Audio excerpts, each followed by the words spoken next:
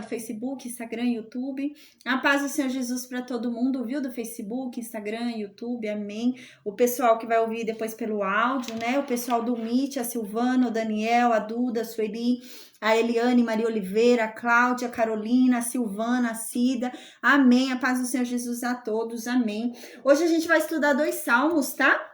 Amém, o Salmo 117, que é curtíssimo, são 2 versículos, mas, gente, é um salmo lindo, são 2 versículos que falam muito, né? Então, é um salmo muito importante, são 2 versículos que resumem os salmos, né? Então, é muito importante. O Salmo 118 é um salmo já maiorzinho, né? Um salmo comprido. E é um salmo, gente, que ele é messiânico, tá? O Salmo 118, ele fala sobre Jesus. E no Salmo 118 começa a falar para a gente sobre uma pedra angular que é rejeitada pelos construtores. E eu vou explicar o que isso significa hoje, né? Eu vou dar o exemplo de uma historinha para tentar explicar o que é que isso significa, o que é essa pedra angular que é rejeitada, que foi rejeitada pelos construtores, né? Então hoje a gente vai falar um pouquinho sobre isso, tá bom? Amém, glória a Deus. Eu vou orar agora e a gente vai começar então a estudar os 2 capítulos do dia, os 2 salmos do dia, né? Tá bom? Amém. Meu Deus, obrigada, Pai, obrigada por mais uma oportunidade de estarmos aqui reunidos diante da Tua santa presença, diante da Tua santa palavra, Pai, amém. Meu Deus, que o Senhor venha, Pai, venha com Teu fogo, Espírito Santo, e nos incendeia. Meu Deus, muda os nossos corações, muda as nossas mentes, Pai.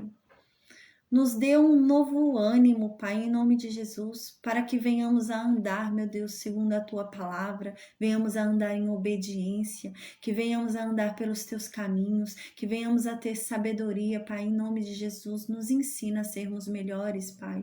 Amém. Nos ensina sobre a Tua compaixão, nos ensina sobre a Tua misericórdia, nos ensina, meu Deus, sobre o Teu caráter, a Tua imutabilidade, nos ensina a sermos como o Senhor é, Pai, em nome de Jesus, Pai. Amém, nos transforma por completo, Senhor. Amém.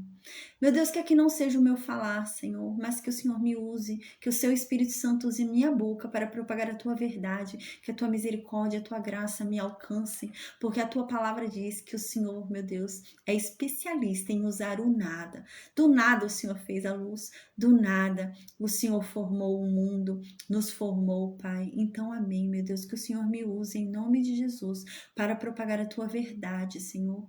Que a Tua palavra saia da minha boca, meu Deus, com bom gosto. Que todo aquele que as ouvir, Pai, sinta um bom gosto que ela tem, Senhor. Que venha se apaixonar cada vez mais por Ti.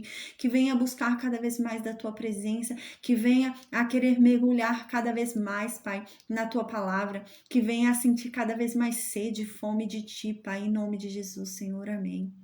Meu Deus, que o Senhor, Pai, nos perdoe todos os nossos pecados, porque nós somos falhos, nós somos fracos, Pai, e nós pecamos até mesmo quando não percebemos, Pai, e por isso nós te pedimos perdão, Senhor. Nos perdoa, Pai, porque a Tua palavra diz que o Senhor é um Deus bom, a Tua palavra diz que o Senhor é um Deus que perdoa, a Tua palavra diz, Pai, que o Senhor não nos retribui segundo aquilo que merecemos, mas que a Sua misericórdia que nos alcança, a Tua graça é que que é derramada sobre nós, Pai. Então, amém, Deus, que assim seja em nome de Jesus. Que o Senhor, Pai, use cada um de nós, Pai, para o Teu reino. Que o Senhor derrame sobre cada um de nós sabedoria. Que o Senhor abra as nossas mentes, os nossos corações, nos dê entendimento sobre a Tua palavra. Torna a Tua palavra simples aos nossos ouvidos, à nossa mente, ao nosso coração, Pai. Que venhamos a compreender a Tua verdade com clareza, com simplicidade e de uma forma inconfundível, para que não venhamos a ser confundidos pelas mentiras de Satanás, pelas mentiras de falsos profetas, pelas mentiras de falsos doutrinadores, Pai, mas que venhamos a conhecer a única verdade que liberta, Senhor. Nós não queremos perecer e por isso estamos aqui, Pai. Então nos ensina, Senhor. Amém. Que o Senhor nos livre de todo mal. Em o nome de Jesus. Amém. Amém. O Salmo 117, vou começar então no Salmo 117, são 2 versículos só, né? Como eu disse. No Salmo 117 diz assim: Louvai ao Senhor, vós, todos os gentios, louvai-o, todos os povos. Versículo 2, e acaba esse salmo, né? Porque muito grande é a sua misericórdia para conosco. e a fidelidade do Senhor existe para sempre. Aleluia. Parece um salmo tão insignificante, né? A gente que está acostumado com quantidade, né? Quando a gente vê um salmo que são 2 versículos, a gente pensa que é um salmo sem importância nenhuma, né? Mas é um salmo que ele fala muito pra gente, né? É um salmo que diz muito. É um salmo que, na verdade, gente, é um resumo da Bíblia, isso daqui. Esses 2 versículos é um resumo da Bíblia. É um chamado aqui, gente, para um povo que não é de Israel. Esses 2 salmos significam isso, que Deus está chamando um povo que não é o povo de Israel, mas é um povo gentil. Ele está chamando um povo que não é aquele povo que foi escolhido para gerar o Messias, mas é um outro povo. E aqui no versículo 2, então, diz que esse povo foi chamado para falar o quão grande é a misericórdia de Deus. E que Deus é tão fiel ao que ele diz, que Deus é tão fiel ao que ele promete, e que a fidelidade dele não tem prazo de validade, mas que a fidelidade de Deus é para sempre. Pode passar gerações e gerações e gerações, que Deus continuará cumprindo o que ele disse, né? Então, vocês entendem como é importante esses 2 versículos? Parece que não tem importância nenhuma, né? Mas tem muita, né? No versículo 1 é um chamamento aos gentios, é um chamamento a nós, né? Que não somos judeus, que não somos descendentes de Israel, né? Então, aqui fala sobre já essa promessa que havia de Deus sobre esse povo. Deus também amou esse povo, né? Uma vez eu falei isso em uma aula, né? Teve uma aluna que falou assim para mim, nossa, mas eu tô deprimida, eu tô triste porque Deus me rejeitou, Deus escolheu só Israel e Deus não me quis, Deus escolheu, né, o povo de Israel. E eu disse para ela que não, pelo contrário, a paz, Alejandro, pelo contrário, a Bíblia diz que Deus nos escolheu a todos, não só Israel, desde o princípio. Ali no Jardim do Éden, a promessa que Deus fez não foi para salvar só Israel. Deus, ali no Jardim do Éden, havia prometido que todas as nações seriam salvas. Quando Deus prometeu para Abraão, Deus não prometeu que só a descendência de Abraão seria salva, mas sim que todas as nações seriam abençoadas através de Abraão. Deus sempre amou os gentios também, né? Mas realmente precisava escolher alguém especial para que o Messias viesse, né? Não ia vir de qualquer um, né? Então precisava ter um quê de especial naquela pessoa para que a promessa se cumprisse sobre ela. E esse ser, esse escolhido foi Abraão, né? Abraão foi um homem diferenciado, Abraão foi um homem diferente, o pai da fé. Ele era um homem que morava ali numa terra babilônica, ele morava em Ur, né? Ur era ali na Mesopotâmia, pertinho da Babilônia, né? Ur era ali uma cidade, né? Que era marítima, né? Ficava ali perto do mar, então era um centro comercial muito grande. O pai de Abraão, ele servia ídolos, ele fabricava ídolos, né? E Abraão cresceu dentro desse local totalmente pagão, né? Ur, que depois vem a ser dos caldeus, como eu expliquei já quando a gente estudou Gênesis, né? Ali no tempo em que Nabucodonosor toma ali, né, a Babilônia, tudo, depois ele vem a conquistar Ur ali também, mas na época que Abraão estava ali em Ur, não era ainda dos caldeus, né, e Ur, ele fazia parte da grande Babilônia daquela época, né, ele fazia parte daquela região da Mesopotâmia onde se adoravam deuses estranhos, né, e Abraão era dali, daquele lugar, o pai de Abraão adorava deuses estranhos, né, e do nada um Deus que Abraão não conhecia vem falar com ele e fala, Abraão, sai dessa terra onde você viveu tua vida inteira, 60 anos aí, todos seus amigos estão aí, toda tua família tá aí, tudo que você conhece tá aí, tudo que você, né, tem contato tá aí, sai daí. E vai para onde? Eu vou te mostrar no caminho. Gente, precisa ter muita fé para a pessoa fazer isso. E é um Deus que ele nem conhecia, Abraão nem conhecia esse Deus, né? E Abraão foi. Abraão foi para um lugar que ele nem sabia para onde ia, né? E essa é a questão. Deus estava testando a fé de Abraão e falou: sai, o lugar eu ainda te mostrarei. Durante o caminho eu vou te mostrar o lugar, né? E Abraão foi, né? E por várias dessas condutas é que Abraão foi foi chamado de o pai da fé, né? E ele é o pai da fé, né? Mas Deus sempre disse, desde o início, todas as nações serão abençoadas em você. E é sobre isso que fala o versículo 1, né? É sobre essa promessa de que todas as nações serão abençoadas, né? Aqui ainda não era, porque precisou que Jesus viesse para que todas as nações fossem abençoadas através de Abraão, né? Até Jesus vir e morrer naquela cruz e ressuscitar, só Israel, né? Estava ali realmente sendo recebida por Deus. Somente Israel tinha uma aliança com Deus, mas nenhuma nação tinha, né?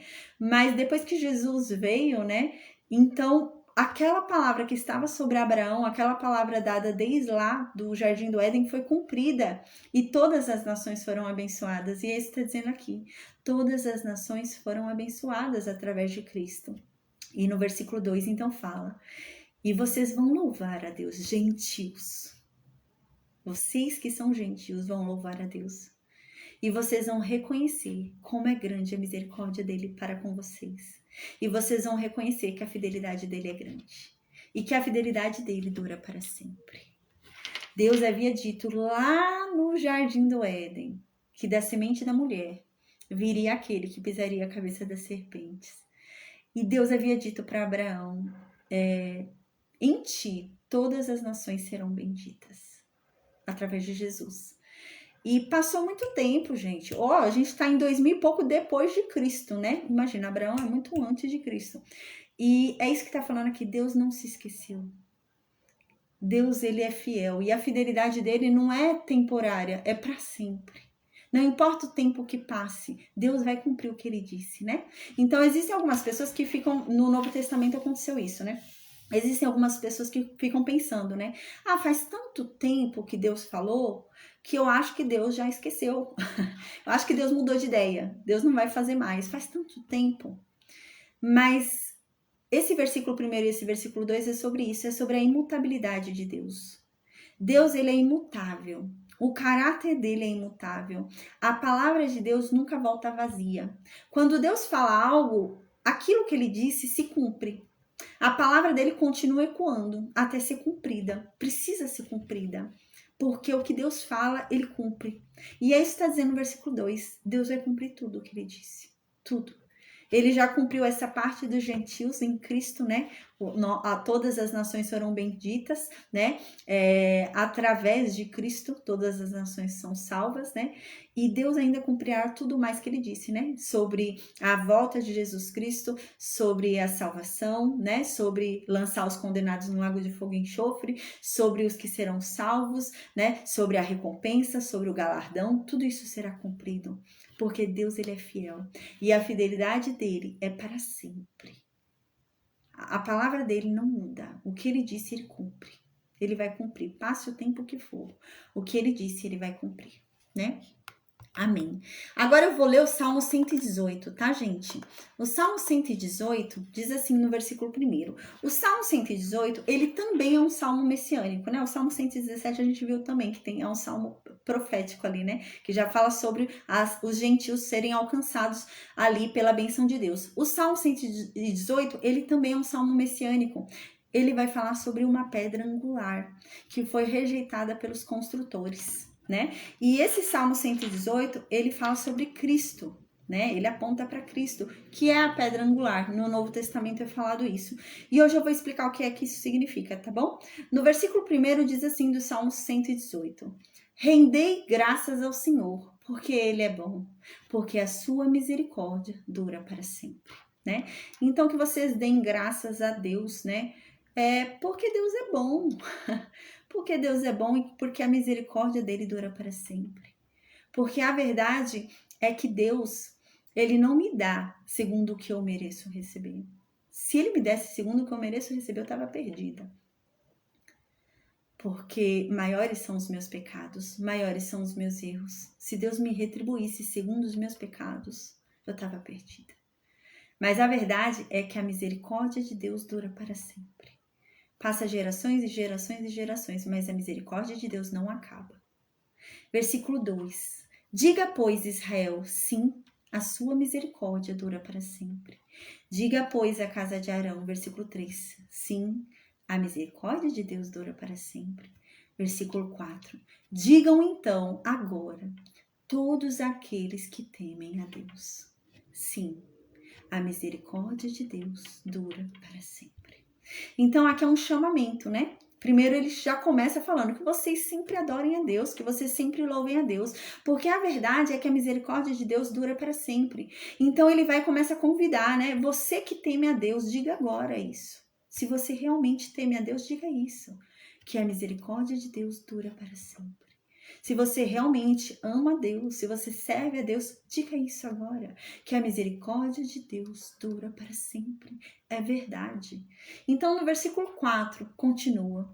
Digam, pois, os que temem ao Senhor, sim, a sua misericórdia dura para sempre. Versículo 5, o salmista diz: a verdade é que quando eu tive num momento de tribulação na minha vida, quando eu me encontrei numa situação apertada, eu decidi invocar a Deus. Eu decidi orar para Ele. E Ele escutou a minha oração. E Ele me tirou daquela tribulação. Ele me deu um descanso. Versículo 6, o salmista diz: Deus é comigo. E eu não vou ter medo de nada, porque Deus é comigo. Então ele faz: o que é que o homem pode me fazer? Como que eu posso ter medo do homem se Deus é comigo? O homem não é maior do que Deus. Deus é comigo. Eu vou ter medo de homem? É que nenhuma vez Davi disse, né? O que temerei se Deus é comigo? Eu vou temer uma doença se Deus é comigo? Eu vou temer um laudo se Deus é comigo? Eu vou temer um obstáculo, uma dificuldade, um problema se Deus é comigo? Maior é aquele que comigo está.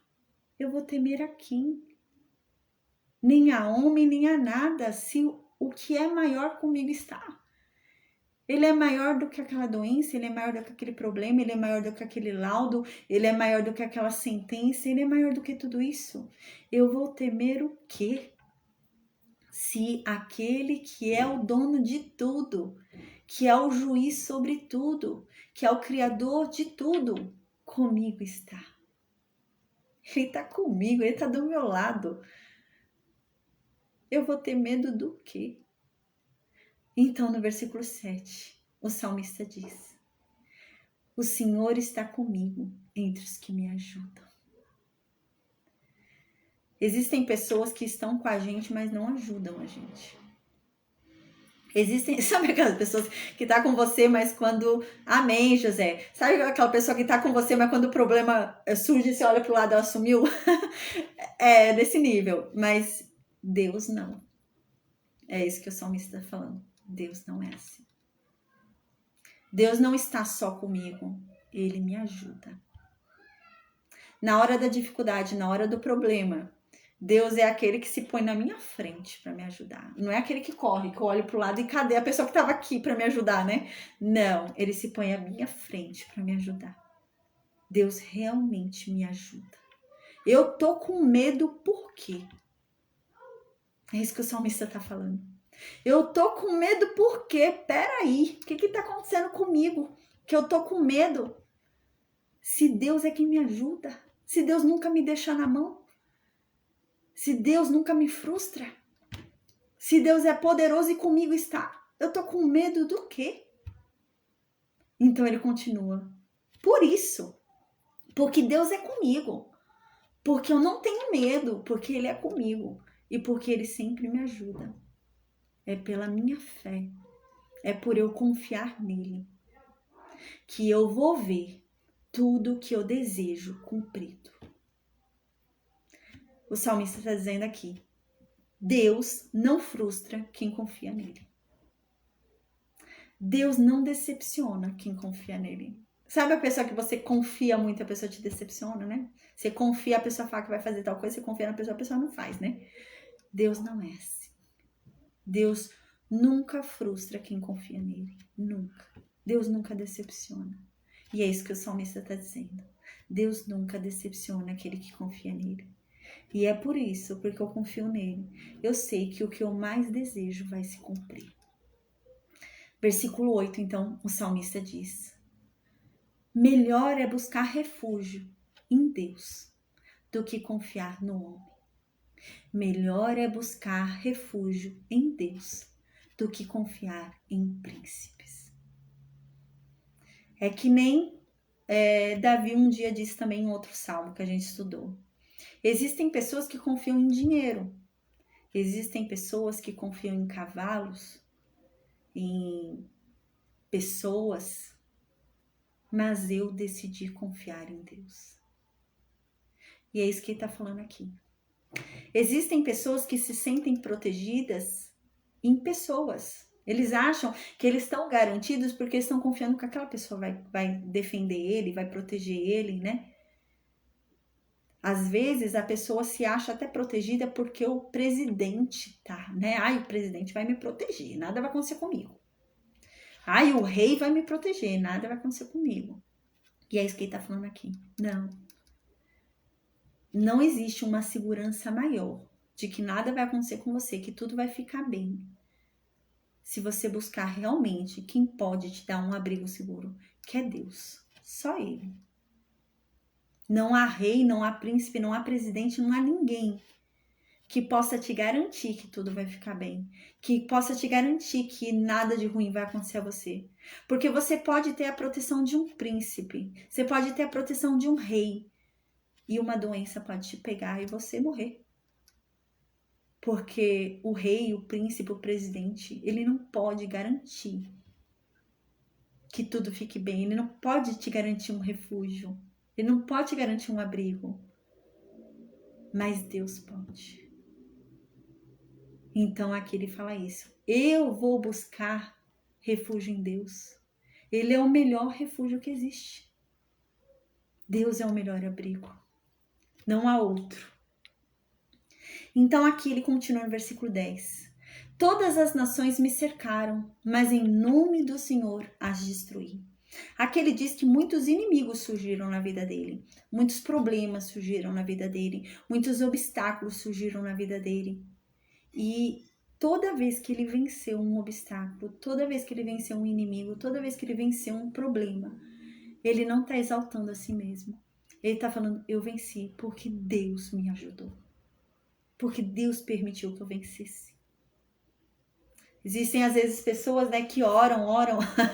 Tem uma coisa muito engraçada, né? Tem pessoas, tem uma historinha, né? Às vezes a pessoa ora, ela fala: Deus me ajuda, Deus me ajuda, Deus ajuda. Aí quando Deus ajuda, a pessoa conseguiu resolver o problema, né? Porque Deus ajudou. Aí fala: ah, não, tá bom, Deus não precisa mais de ajuda não. Mas foi Deus que ajudou. E a pessoa fala: não precisa mais de ajuda não, né? A pessoa acha que é ela que resolveu. Mas não foi ela que resolveu, foi Deus. E é isso que o salmista está fazendo aqui. Ele está falando que cada vitória que ele teve, que cada problema que ele conseguiu superar, que cada obstáculo que ele conseguiu superar, que cada inimigo que ele venceu, não foi ele, mas foi Deus. Deus o ajudou. Deus era com ele. Então aqui no versículo 11 ele diz: cercaram-me de todos os lados, mas em nome de Deus eu os destruí. A vitória não era fácil. O problema era muito grande, o problema era muito sério.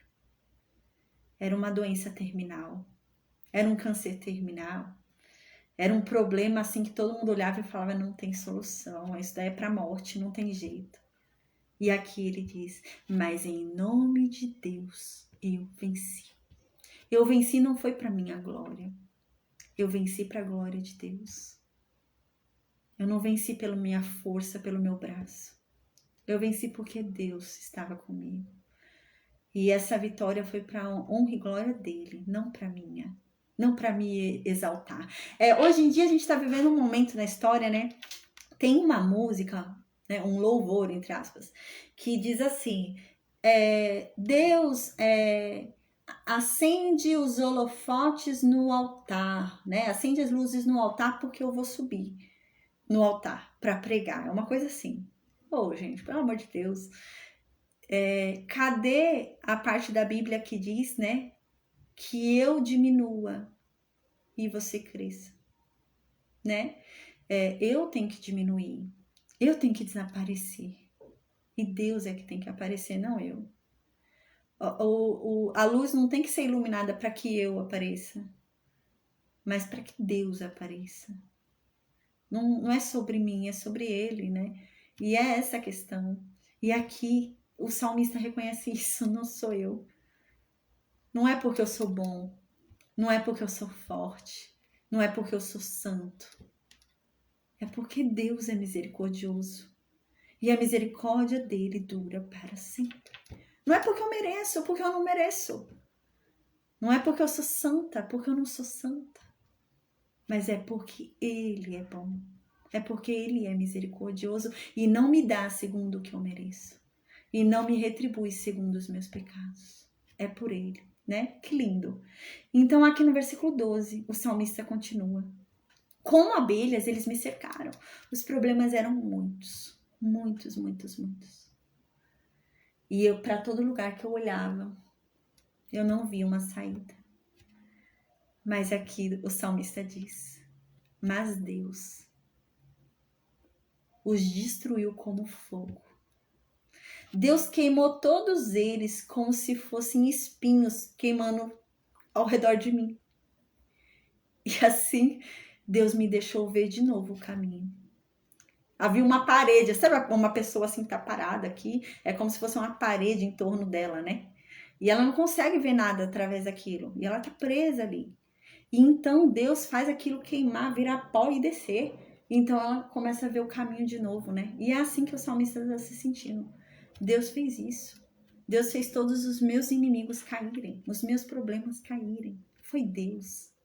Versículo 13, o salmista diz: empurraram-me violentamente para me fazer cair, mas Deus me segurou.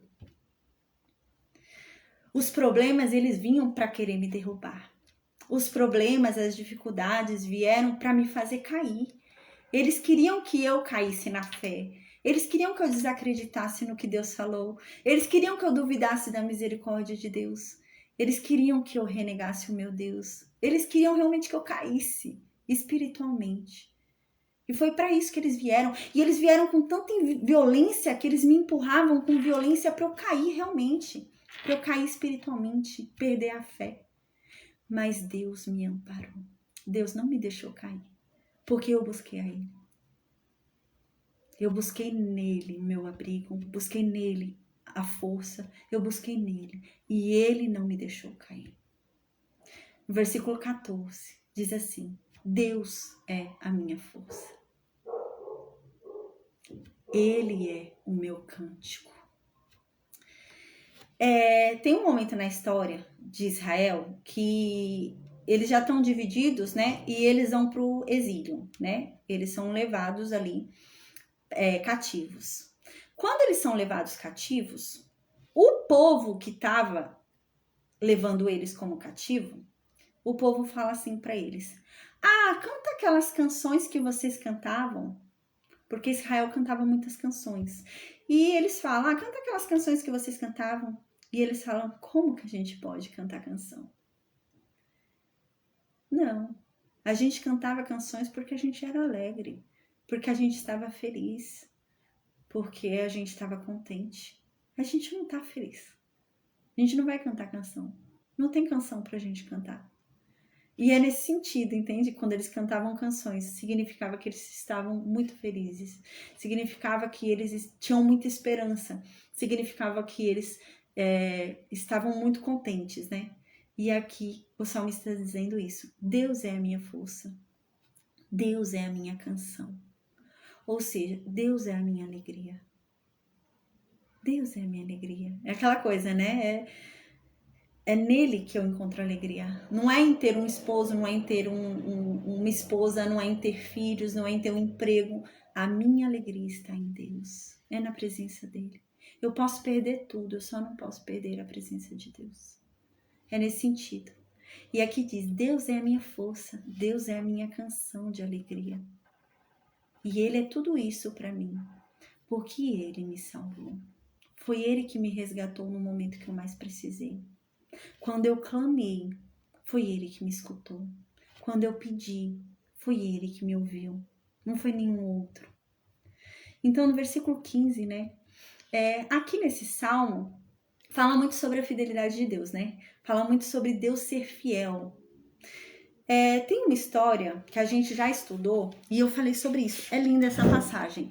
Sobre José, né? José, quando ele tá na casa de Potifar, né? Ele começa a crescer e ele começa a criar um corpo ali, né? E diz a Bíblia que José era muito bonito, né? Diz que era uma beleza como a da mãe dele, de Raquel. Era um homem perfeito. Não era bonito de rosto, era bonito de tudo, de corpo. Ele era perfeito, né? No corpo, no rosto, todas as medidas, né? A Bíblia diz isso. E quando ele começou a virar homem, né? O corpo dele começou a se tornar ali, a mulher de Potifar começou a se interessar por José, né? Então a Bíblia diz que ela começou a dar em cima de José. E José, então, tem um momento que José fala: não, como eu poderei fazer isso com o meu senhor, né? Como eu poderei fazer isso com o seu marido, né? Ele tem sido tão bom para mim, né? Como que eu vou fazer isso com ele? Então José diz mais: e mais ainda, como eu poderei fazer isso com o meu Deus? E uma vez, quando a gente teve essa aula, eu falei sobre isso. A questão de José, a fidelidade de José não era com Potifar. A fidelidade, né, de José é com Deus. Por quê? Qual é a questão nisso, né? Eu até falei isso na aula. Potifar era muito bom para José. Se a minha fidelidade for para com Potifar, então eu não vou fazer com Potifar porque Potifar não merece, porque Potifar é bom para mim. Ah, mas com aquele meu inimigo ali ele merece, então eu vou fazer. Porque ele merece. Ele é ruim para mim. Mas José diz: a minha fidelidade é para com Deus. Então eu não vou fazer nem com Potifar e nem com o inimigo meu. Eu não vou fazer com ninguém, porque a minha fidelidade é para com Deus. Se eu fizer, eu vou estar ferindo o que eu prometi a Deus. A questão não é a pessoa, é Deus, né? E é isso. Nós temos que ser fiéis a Deus, né? Independente da pessoa, né? Senão a gente vai falar: ah, não, esse merece. Eu vou fazer porque esse merece. Essa pessoa tá merecendo, né? E não. Tem que ser igual José. A sua fidelidade tem que ser para com Deus, né? Então, não, o que eu prometi a Deus? O que Deus vai pensar de mim, né? Qual é a minha responsabilidade para com Deus, né? Eu sou fiel a Deus, né? Então, porque senão eu vou achar que determinada pessoa merece, né? E é nesse sentido. Aí, então, aqui no versículo 15 diz assim: nas tendas dos justos há voz de júbilo e de salvação. A destra do Senhor faz proezas. Na casa do justo, na casa daquele que obedece a Deus, há voz de alegria e há voz de salvação. Os justos serão salvos e gritarão de alegria. Então aqui diz: a destra do Senhor faz proezas. Quando diz a destra, é o poder, né? A força de Deus, o poder de Deus faz grandes coisas. A gente não tem ideia, a gente não tem dimensão. Então no versículo 16 diz: a destra do Senhor se eleva, a destra do Senhor faz proezas. O poder de Deus só aumenta. E o poder dele, a força dele faz cada coisa que a gente não tem noção. E no versículo 17 ele diz: eu não vou morrer. Não antes de eu viver e contar as boas obras de Deus. Eu ainda vou viver muito e eu ainda vou contar muito sobre as boas obras de Deus. Eu vou morrer no tempo certo, mas antes eu ainda vou falar muito de Deus. Eu vou falar muito das proezas dele, das coisas maravilhosas que ele faz.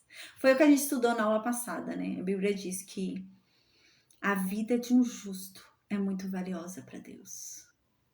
Deus, ele sente muito quando um justo morre, porque a vida de um justo vale muito para Deus, muito mesmo. Então, no versículo 18, diz assim: o Senhor me castigou severamente, mas não me entregou à morte. Aqui ele está falando que Deus não é um pai que passa a mão na cabeça do filho quando está errado, não. Deus também é um Deus que castiga. Deus também é um Deus que ensina. Deus também é um Deus que disciplina, né? E aqui ele diz: e eu recebi um castigo severo. Não foi fácil não o castigo que Deus me deu. Mas ainda assim, Deus teve misericórdia de mim e não me entregou à morte. Deus, ele não tem queridinhos. Gente, a gente leu isso num salmo esses dias. Tem um salmo de Davi que Davi diz assim: se Deus castigou Moisés, se Deus castigou Arão, se Deus castigou Davi quando eles erraram, por que é que Deus não vai me castigar? Então busque não errar, busque obedecer, busque fazer tudo certo, busque andar nos caminhos do Senhor, né? Deus não tem os seus favoritos que ele passa a mão na cabeça e não faz nada. Com Moisés, gente. Com Moisés. Deus castigou Moisés. Então aqui no versículo 19 diz: abre-me as portas da justiça, entrarei por elas e renderei graças ao Senhor. Esta é a porta de Deus, e por ela é que os justos entrarão. Não existe outra porta. É a porta da justiça. Só existe uma forma de nós entrarmos na porta de Deus. E então o encontrarmos, vermos a face dele e rendermos graça a ele. Aqui diz: só existe uma porta, é a porta da justiça. E nessa porta somente passarão os justos. Como é que eu sou justa? A Bíblia diz que em Cristo nós somos feitos justiça de Deus. Não há outro caminho. O único caminho é através de Cristo. Porque eu não sou justa em mim mesmo. Não. Não há nada que eu faça nesse mundo que me justifique. É como uma vez Deus falou para Jó: se você se salvar sozinho, então você está certo, Jó. Ninguém se salva sozinho. Não há nada que eu faça que me salve. Não há nada. O que pode me salvar, o que me salva já foi feito. E não foi por mim, foi por Jesus. É a única forma. Porque nele eu sou feita a justiça de Deus. Não há outra forma de eu alcançar a justiça, de eu ser justa diante de Deus ao ponto de eu merecer entrar no reino dele. Não há outra forma, somente através de Cristo. Se eu sair hoje e criar um hospital de caridade, sair entregando um monte de cestas básicas, se eu sair ajudando várias pessoas, se eu for a pessoa mais maravilhosa do mundo, se eu desejar amor e paz para todo mundo, se eu sair, fazendo bem, ajudando a todo mundo na rua, vender todos os meus bens, sair na rua e tal, mas eu não tiver a Cristo, eu não entro nessa porta. Uma pessoa que faz tudo isso e não se rende a Cristo, não tem Cristo, não renasceu em Cristo, não foi batizada em Cristo, não recebeu o Espírito Santo, é aquela pessoa que vai chegar naquele momento e a Bíblia diz que ela vai falar: mas Senhor, eu te conheço. Eu falava o teu nome, Jesus, eu te conheço. E Jesus vai falar: se aparta de mim, porque eu não te conheço. E é isso, não existe outra porta. Só existe uma porta, a porta da justiça. E nela vão passar todos os que são justos. E essa é a porta de Deus, não existe outra. Que lindo, né? A porta da justiça. Que a única forma da gente passar por essa porta, que é a porta da justiça, eu sendo justo, é através daquele que fez com que eu fosse feita a justiça de Deus. Porque sozinha eu não sou justa. Sem Cristo eu não sou justa. Eu sou justa porque Cristo me tornou justa. Quando a Bíblia diz que a oração de um justo vale muito em seus efeitos, não é porque eu sou justa. É porque Cristo me tornou justa. Por causa do que ele fez por mim. E hoje eu sou ele nessa terra, porque a Bíblia diz que lá dos céus, Deus olha para a terra, para baixo, não vê aqui a Bruna, não vê o João. Quando Deus olha para baixo, Deus vê um Cristo. Deus é outro Cristo. Deus é Cristos. A Bíblia diz isso, que nós somos vestidos de Cristo, nós somos revestidos. Então é como se eu pegasse uma roupa assim, sabe, me vestir, sabe, se fantasiar de uma pessoa, é isso. Você se veste de Cristo. E é isso. Então aqui no versículo 21 diz assim: render-te-ei graças, porque o Senhor me acudiu. O Senhor foi a minha salvação. O Senhor foi quem me resgatou. Aí no versículo 22 diz assim: a pedra que os construtores rejeitaram, essa veio a ser a principal pedra, a pedra angular. Isto procede do Senhor e é maravilhoso aos nossos olhos. Aqui estava falando sobre Jesus. Aqui é um salmo messiânico que apontava para Jesus. Tanto que no Novo Testamento é falado sobre esse salmo aqui, essa parte desse salmo, para falar sobre Jesus. Eu vou agora falar uma ceninha para a gente imaginar o que é essa pedra angular, tá? Vamos imaginar a seguinte história. Existe um palácio que foi construído, né? E era um palácio, gente, que era um palácio muito bonito, muito grande, que ia ser construído. E chegaram várias pedras para a construção desse palácio. E eram pedras para a base da construção. E chegou uma pedra que era uma pedra feinha.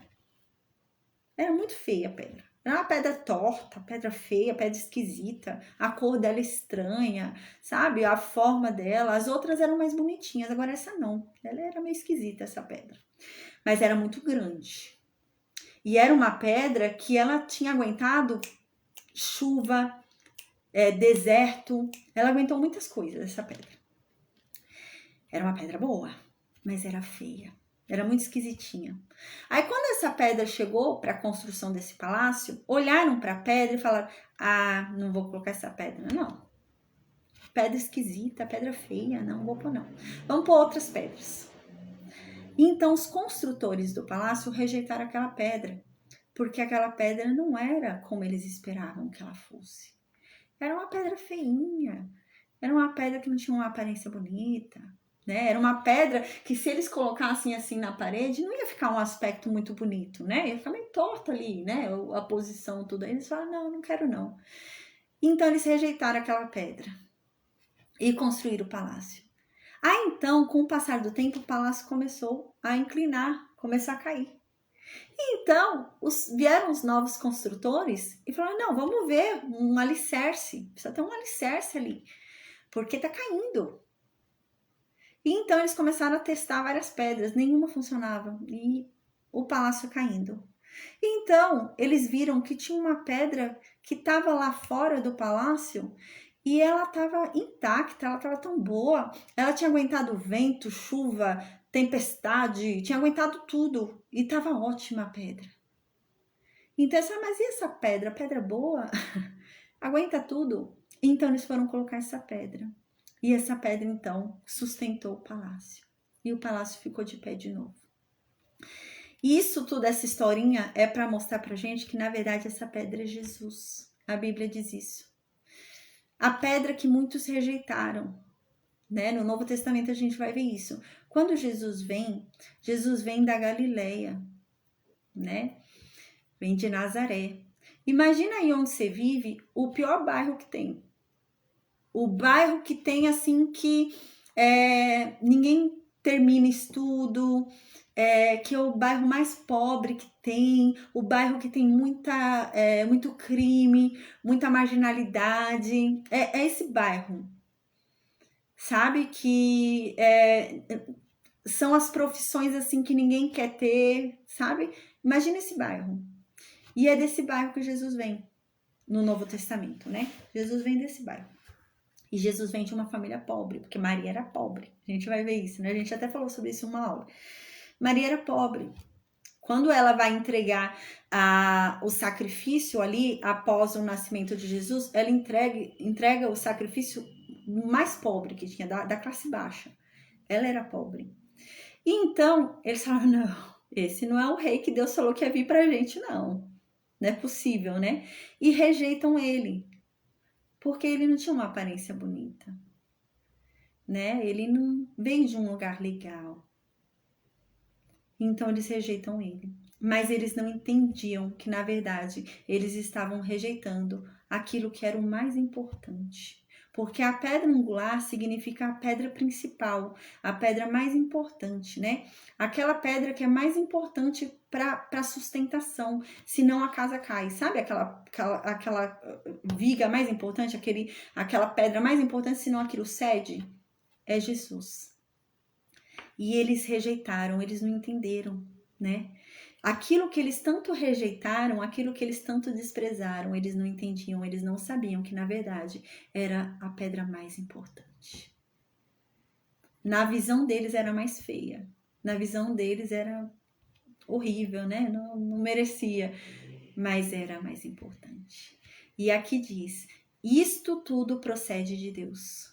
E assim Deus quis fazer. Desse jeito. Para testar o homem. Para testar se o homem vai ver pela aparência. Porque Deus não vê pela aparência, Deus vê pelo coração. Lembra quando Davi foi escolhido? E Samuel, quando vê o primeiro irmão ali, né, o irmão mais velho de Davi, Samuel fala, com certeza é esse, ó, homem grande, alto, homem altão, né, homem forte, nossa, é esse daí que é o rei.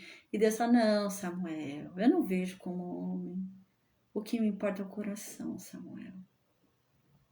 E aqui é isso, aí diz que isso aconteceu dessa forma, para que realmente aquela pedra que foi rejeitada, tanto rejeitada que ninguém dizia, esse daí não é rei não, esse daí não é filho de Deus não, esse daí não é que Deus prometeu não, veio da Galileia, não.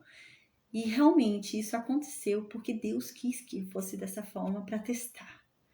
E diz aqui, e é maravilhoso aos nossos olhos. Como é incrível aos nossos olhos ver que Deus usa o improvável. Era impossível aquela pessoa ser aquilo que ela foi escolhida para ser por Deus. E isso é para nós nos maravilhar. É para a gente olhar e ficar maravilhado o quanto Deus é extraordinário. Porque não é pela pessoa, é porque Deus é. Não é pela habilidade da pessoa, é porque Deus é. Né? Não é pela capacidade da pessoa, é porque Deus é. E é essa a questão, né? Isso é para quê? Para nós ficarmos maravilhados do poder de Deus, né? Nesse sentido. Igual eu, por exemplo, eu não tenho curso de teologia, né? Eu não tenho curso de teologia, eu não fiz, gente, escola bíblica, escola dominical, essas coisas, eu não fiz, gente. Mas eu li a Bíblia, eu devorava a Bíblia e eu tinha um desejo muito grande de entender. E eu orava a Deus, falei, Deus, me usa. Se o Senhor pode usar um nada, me usa, né? Eu tenho uma história, assim, muito próxima de Deus, assim, por conta de tudo que eu vivi, né? Vocês sabem, né? Que eu já cheguei a ficar como uma tetraplégica na cama, não me movimentava, perdi 4 filhos, tudo. E eu falava, Deus, eu me sinto nada.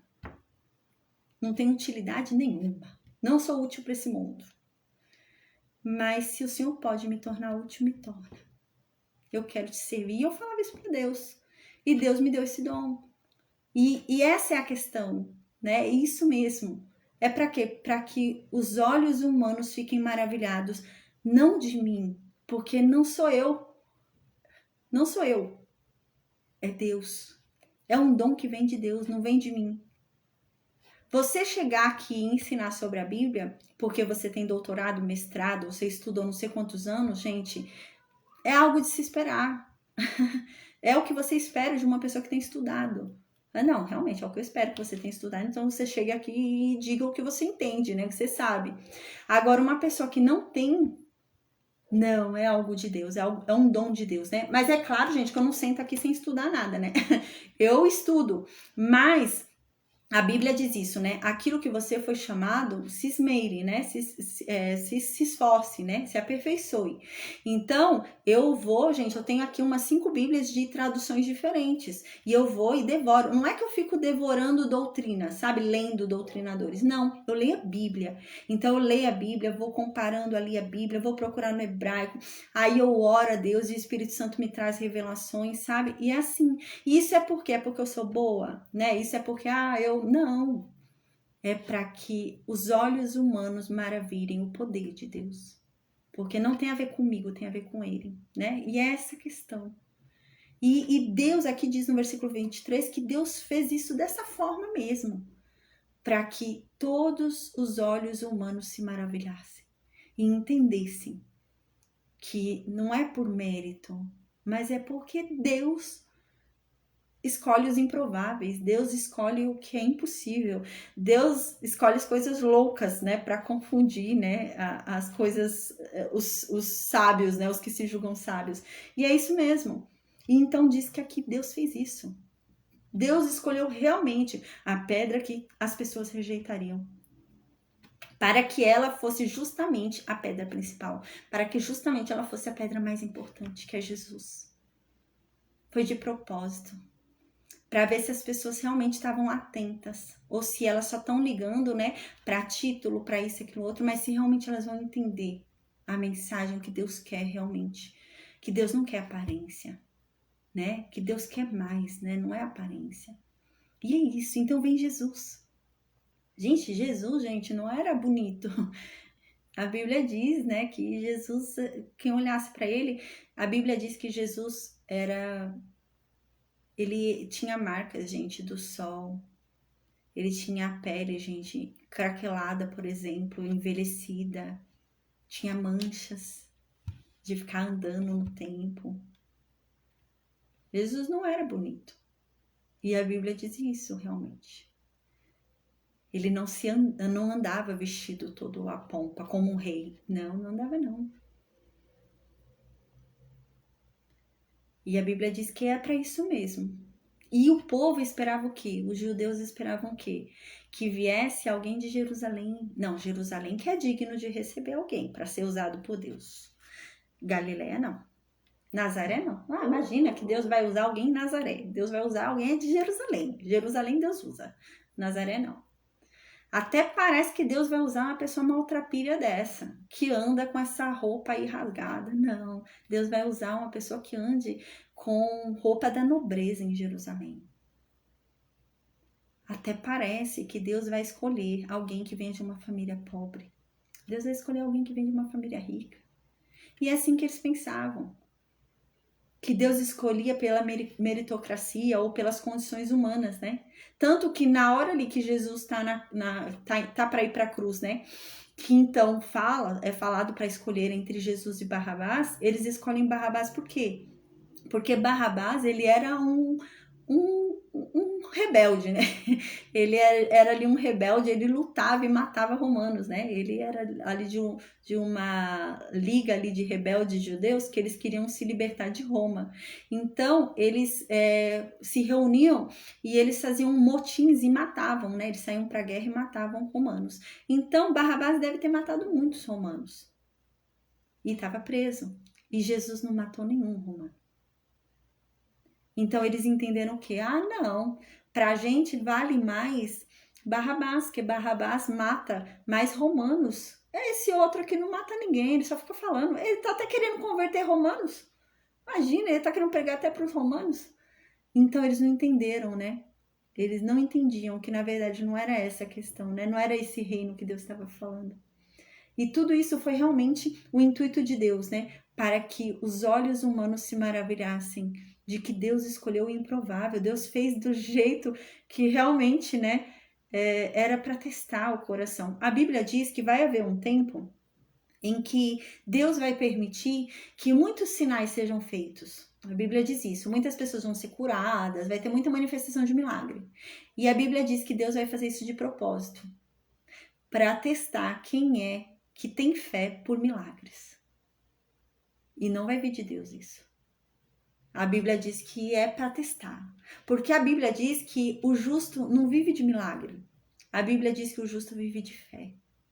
Então, se houve ou não um milagre, eu tenho que continuar vivendo crendo em Deus. Porque eu não vivo do milagre. Eu vivo de fé. Então, eu tenho que continuar vivendo. Não vou deixar de crer porque não aconteceu um milagre. É isso que a Bíblia diz. E na Bíblia diz que haverá um tempo em que Deus vai permitir que Satanás faça muitos milagres. para testar quem é realmente que está com o coração voltado a milagres. Então a gente tem que ter muito cuidado. Às vezes a gente fica querendo tanto milagre. Manda uma mensagem, uma profecia, não sei o que. Tem gente que fica atrás disso, né? Tem que ter muito cuidado. Que haverá um dia, haverá um tempo em que Deus vai testar essas pessoas. Porque a Bíblia diz que o justo viverá da fé. Eu não tenho que viver de profecia. Me manda uma profecia. Tá tão difícil minha vida. Aí se alguém me der uma profecia boa, eu vou ter ânimo para viver. Isso não é de Deus, não. O justo viverá da fé. Da fé. É a sua fé. É a sua fé de que ainda que tudo vá mal neste mundo, ainda de que eu morro aqui, né? Tendo uma vida ruim, tendo uma vida triste, ainda que eu morra, né? Por que na Bíblia diz que aqueles justos que sofreram muito nessa terra serão recompensados na outra terra? Por que a Bíblia diz isso? Porque a Bíblia diz que a vida de um justo vale muito para Deus. Então, se eu sou uma pessoa justa e eu sofri a vida inteira nessa terra, Deus não vai deixar isso quieto. A Bíblia diz que a minha vida é muito valiosa para Ele. Então, a Bíblia diz que lá na outra terra, quando Ele me ressuscitar, Ele vai me recompensar por cada lágrima que eu derramei, por cada sofrimento que eu tive. A Bíblia diz isso porque a minha vida é muito valiosa para Ele. Então, Ele vai fazer questão de me dar uma vida duplamente maior, melhor do que eu tive aqui. Ele vai me dar o dobro do que eu merecia. Ele vai me dar muito mais. Porque a minha vida é muito valiosa para Ele. Ainda que nada dê certo aqui. Porque o justo viverá da fé. E não é da fé de que as coisas vão melhorar nesse mundo. Porque a Bíblia diz que tem de bom ânimo. Né? Vocês terão aflições nesse mundo, mas tem de bom ânimo. Porque Jesus já venceu esse mundo. Não significa que a gente vai viver tudo bem. Algumas pessoas conseguem, outras não. Mas a Bíblia diz que aqueles que não conseguiram, que viveram uma vida de luta, de dificuldade, né, de tristeza, mas permaneceram na fé, esses serão recompensados.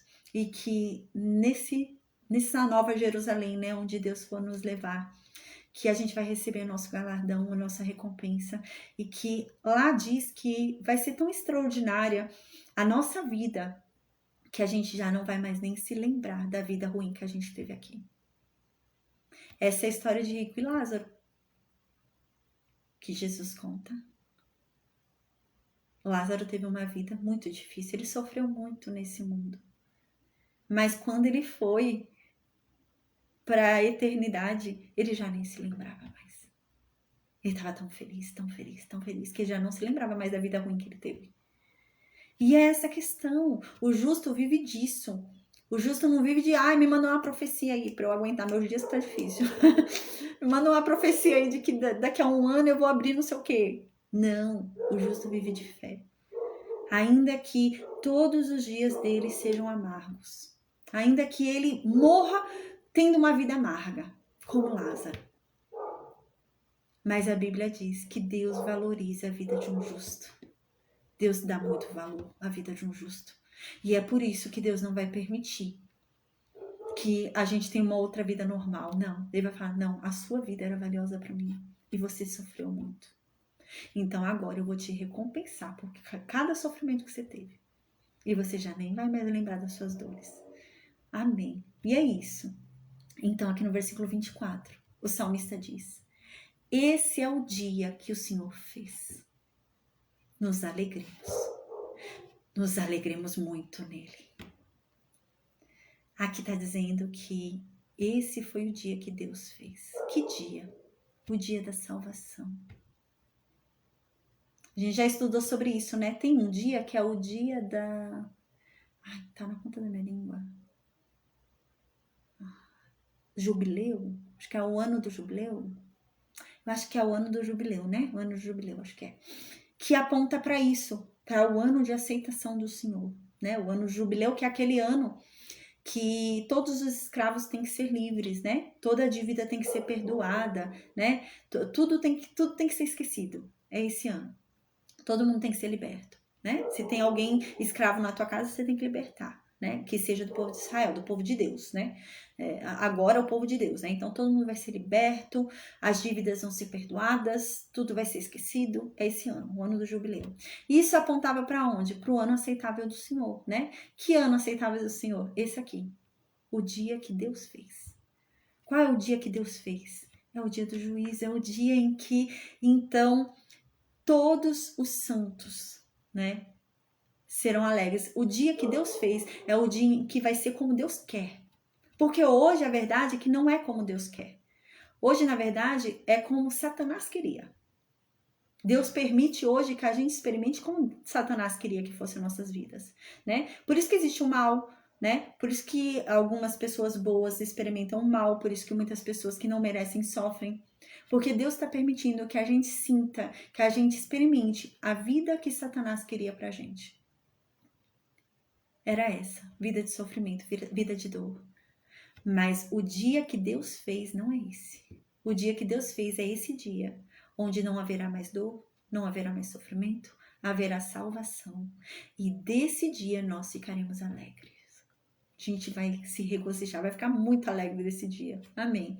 Então aqui no versículo 25, o salmista diz: ó Deus, nos salva. Nos salva, Deus, porque nós te pedimos. Ó Deus, nos dê prosperidade. Bendito o que vem em nome de Deus. A vós outros da casa do Senhor, nós vos abençoamos. Bendito é aquele que vem em nome de Deus. Bendito é aquele que vem em nome de Deus, né?